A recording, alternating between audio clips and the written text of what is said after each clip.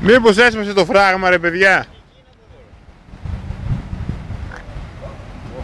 Έσπασε το φράγμα πάνω.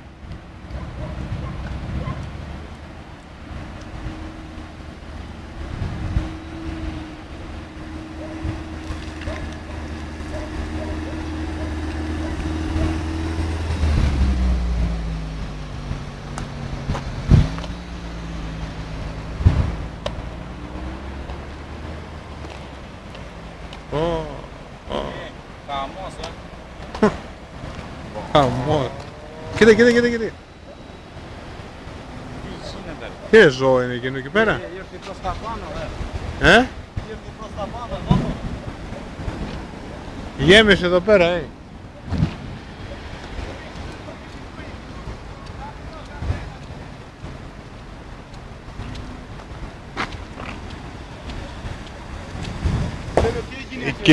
Εκεί μέσα ζώο είναι ρε? Εκεί.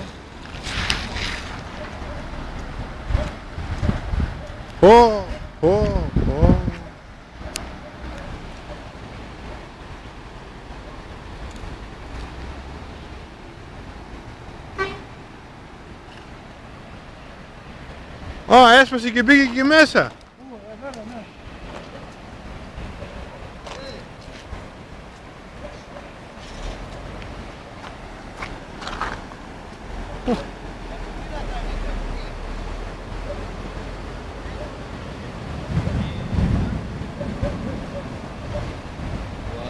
Πρέπει να έσπασε το φράγμα πάνω.